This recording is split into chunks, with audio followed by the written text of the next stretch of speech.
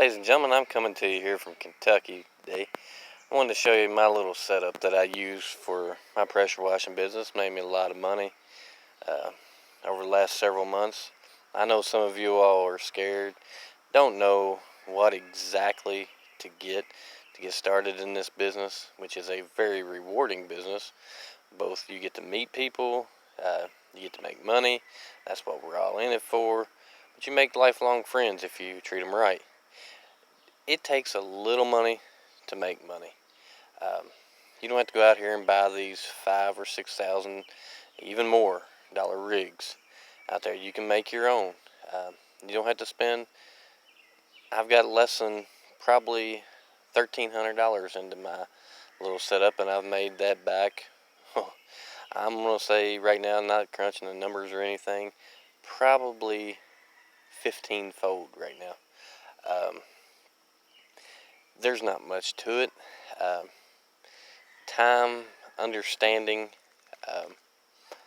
like I said, it's all in marketing and how you treat people. You make a mistake, own up to it. Carry insurance. I can't stress that enough. That should be the first thing you get, is general liability insurance. I won't go into who I use. There's plenty of companies out there. Just put in small business, general liability insurance, and go with the one that works best for you. But I can't stress that enough, because the world we live in is a sue-happy world. And sometimes you make a mistake and you do the damage, and you know you need to make it right, and it don't need to come out of your pocket. That's why you pay the insurance companies. Yes, ultimately it does come back out of your pocket, because they'll raise your premium and things, but it's better than coming up with 5, 10, 15 or more thousands of dollars worth of damage that you potentially caused or are accused of causing. So I want to show you my little setup here. There's Cracker Jack in there. His little paw, he got attacked by a coyote. We thought he just got hurt, but it ended up getting broken. The vet wouldn't break it back. So he's got a little limp, but he manages real well. Cracker Jack, yeah, say hi. Okay, what I use here, I bought this tote from Lowe's. I think I gave probably $50 for it. I got my blower here. It works to clean off decks and porches and things, getting it prepped for wood surfaces and sidewalks and driveways. I mean, you get there, it's not going to be all clean, and if you want to take a broom and sweep it, well, that's on you. But I had this Poland Pro. I've had it for years, so it was kind of an addition that I just added to my trailer. I rarely use it around the house, but I really use it on the road. Like I said, this is pretty much your standard entry-level pressure washer. It's 3,100 psi, 2.4 gallons per minute. Now, some will say, and I'm sure I'll get it in the comments, oh, that ain't big enough. Well, it's big enough if you want to make money. You can get bigger, and one day I will go bigger. And I do have one inside the building here, right behind us, that is bigger. It's a Honda. But I decided I want to go with the Simpson right now. It's been doing me good. I keep things anchored down. I don't want them moving on the trailer. Don't take much. I think the latches here were like $3 a piece from Rural King straps. I probably need to get a couple more straps, but I got it strapped down in the back here.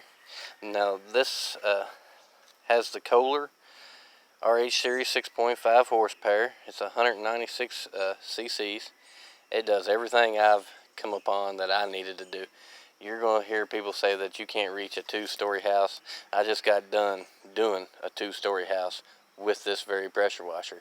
It's all in the tips, and I did not get on no ladder.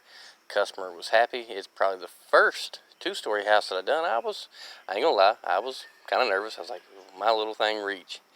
And it did, and it excelled, and it done the job. My little surface cleaner here is a Briggs & Stratton surface cleaner. Um, I think it's either a 14 or 15 inch, whatever they come in. You can get them at Lowe's. I caught this one on sale. It's my second one that I've had. If you grease them and you take them apart after every wash or every other wash, if you're going between homes, it will last. I didn't know that on the first one. I watched some YouTube videos and I learned how to take these things apart and do the maintenance on them. Hasn't caused me a problem. As you can tell, I greased right in there and up under it. I greased. Some people say, get you one of those big expensive hose reels.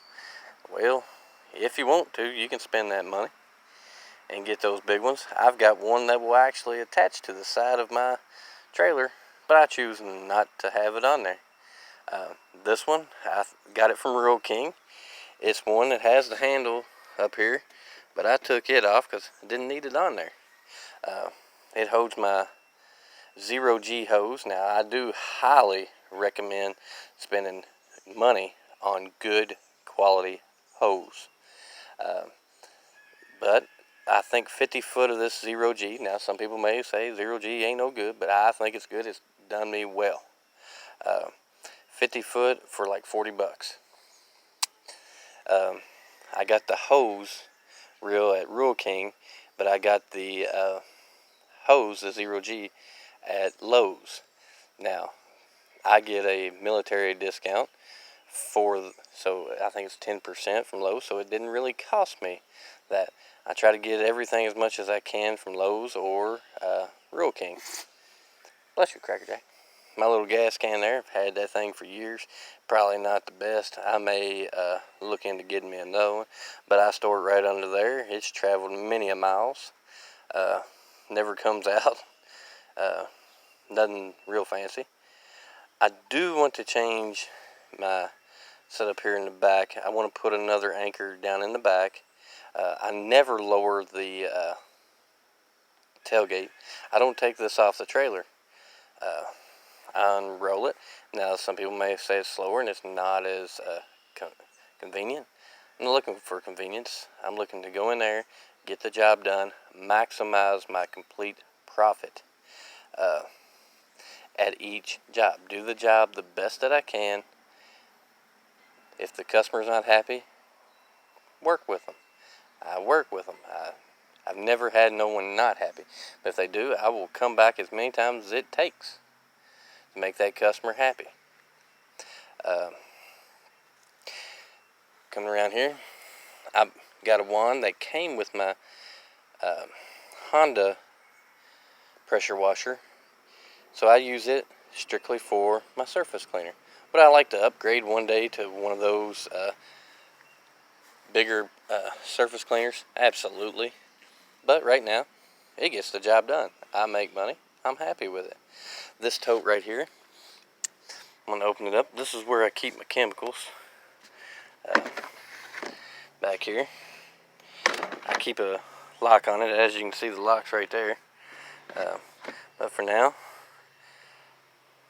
keep my chemicals, my mixing cup, everything right there. Keeps it dry. I drew a little holes in the bottom of it just in case there got water in it somehow or some chemicals. That way it'll come out. Now this is just temporary. This right here, I'm going to actually take some PVC pipe right here and I'm going to mount it to this back here, and my scrub brush, which is right there, that I use. This is a brand new one. I just bought it today. Those do wear out if you scrub some stains and things. If you work on stains on concrete, they will come up. It takes a little trial and error to figure out what it is and how long they've been there, but they will come up. I just mounted this on here today. It's just a little tray that actually came off the back of this. I'm all about repurposing. It was on the back of the thing that was the handle there, so I took it off. I had it on the inside. You can maybe see those holes over there, but my pressure washer was catching every time I would take it in and out. and it tore it off one end. So I was like, well, I'll figure out somewhere else to put it. You see these trailers with tanks. There's customers come up, well, do you haul your own water? They ain't nobody hauls their own water. They haul their own chemicals, but they ain't hauling water. Those are buffer tanks. Everybody that I've seen out here uses a customer water. If that's a question for you, you don't need those big tanks unless you want to go bigger. That's a personal choice. This tank right here works great for me. Actually, I re-engineered it here on a business. A lady asked me, she didn't have water to her business, so I said, well, maybe I can take my tank. And I used the chemical on the side of the building, filled this straight with nothing but water, rinsed it off. Customer's happy. Actually made it look like brand new. It was a metal building, about like that one there. I actually had another customer call me and ask me if I could do her building, and I said, sure. Same situation.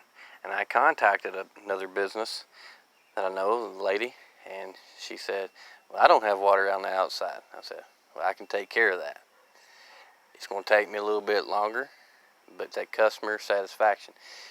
You could ask them to put in water, but you can get it done. It may take me a couple trips, but where I got to go, I know people in about all the places I go, they'll let me fill up that little tank full of water. That right there will go a long way. I'll let nobody tell you. It depends on how you spray it. You know, let that chemical set on there and let the chemical do the job. Now, this is my battery box.